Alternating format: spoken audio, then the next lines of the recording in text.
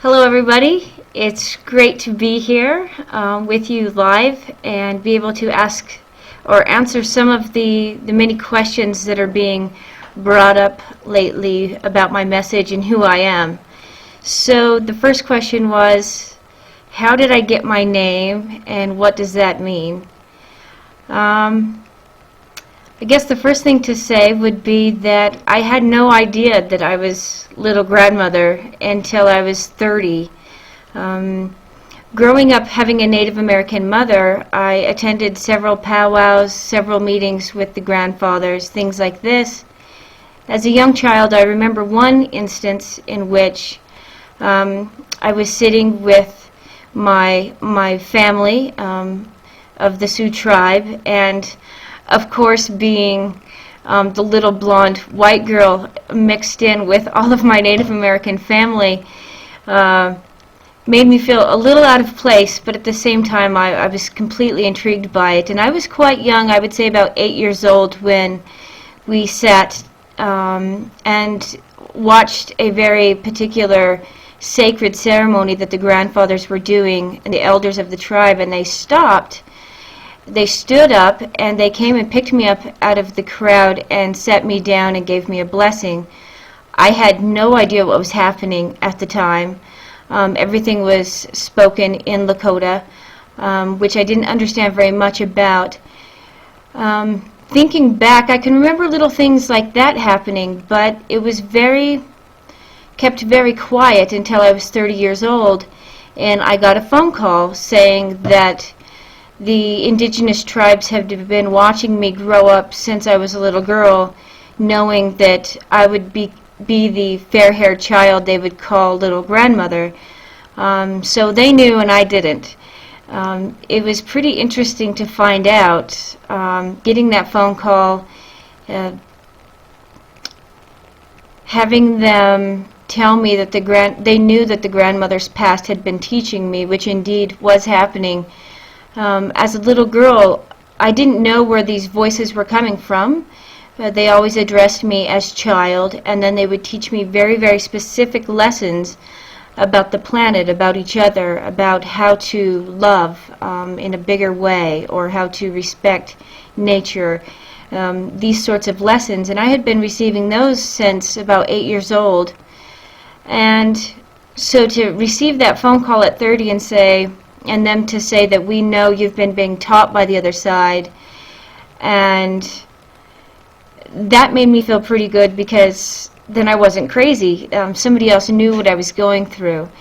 They also brought up the fact that there was 11 other human beings on this planet who were receiving the same lessons since they were children, and we are called the Wisdom Keepers. And so we share this, and so it was fantastic to find out there was people like me. But at age 30, I was called to be the shaman for the Sioux and Salish tribes, and to start my own tribe, which would be called the Tribe of Many Colors, for the planet, for the globe, for all of us to join as one. The Tribe of Many Colors would represent all of us, one heart, with one mother, one message, one tribe. So in becoming a shaman, that's not a very easy task. I am not one of these people who went to school to learn how to be a shaman.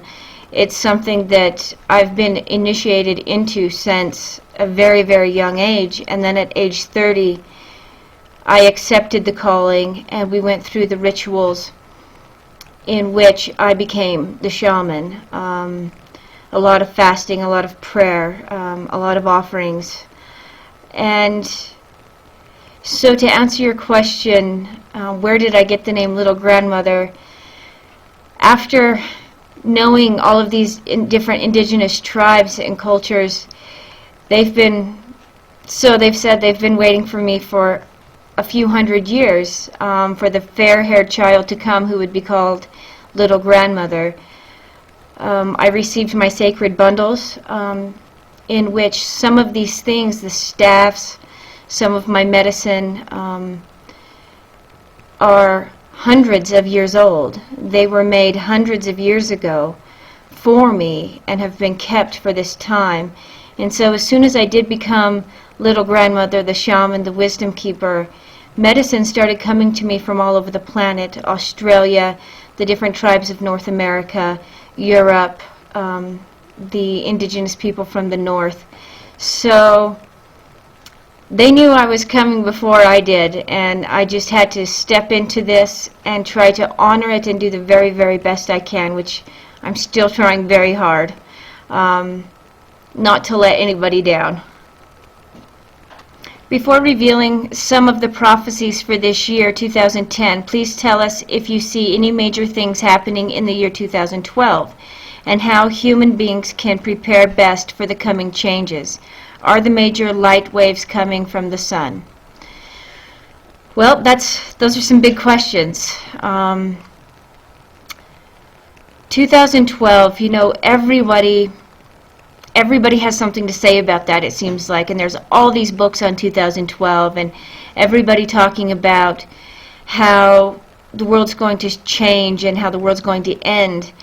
But please realize, only until a couple of months ago did our beloved grandfather Alejandro, Don Alejandro, is the grandfather of all of the Mayan people. He's the grandfather and the keeper of all of this wisdom from the Mayans. He has only spoke out in the last couple of months. Please realize that all of these books that are out there about 2012 are not from the Mayan people. These are books from different authors around the world and their ideas. But only a couple months ago has Grandfather Alejandro and his people been talking about what's going to happen. And so, really, all of this is speculation. What Grandfather Alejandro is really saying is, yes, our world is going to change. The world as we know it is going to end. But that's not a scary thing. It's something to be rejoicing about, that this way of being in our mind all of the time, for thousands of years now, we have joined organized religion, we have gone to war and become power hungry, and we've been fighting for everything that we want. Don Alejandro and the Mayan people have always stayed in the heart from the very beginning. They are the ancestors of Atlantis. They are the most ancient people on our planet right now, and this whole time they have stayed in the heart. They know how to live their life from their feelings and from their emotions and making decisions from the heart. And now they're bringing that message back to us and saying, we must change the way we're acting, or we are going to kill our Mother Earth, and we are going to kill each other. We must go back and start living from the heart. Now, if you can think for a moment, if unified consciousness joins that heart consciousness, and we stop being a people living from our brains all the time, power, greed, and start living from our hearts and really loving one another, it is going to change our planet. We will be living in a new way. And so, yes, the end of the world as we know it. This doesn't mean everything is going to be destroyed. Of course, there's going to be, as Mother Earth shifts and turns, and we all know that the Mayans have been telling us for centuries that the poles are going to shift. That's an actual fact. It is happening right now. Due north is not due north anymore. For the first time on our planet's history, migrating birds are getting lost. Due north is not north anymore. The serpent of light and life is on the move. Mother Earth's energies are literally shifting. And when the big shift happens, which I believe as a unified whole, the wisdom keepers and the grandfathers are saying, yes, Mother Earth is going to shift. Things are going to move, and yes, this will change our landscape a bit. But we're all going to go through an enormous change. It doesn't mean a ton of suffering. It doesn't mean war in our streets. What's going to change is the energy on our planet, the energy within us. Our consciousness will rise. We will be more intuitive and more loving. And so, yes, our world is going to change dramatically. And yes, there's going to be some planetary shifts. But when in our lives have we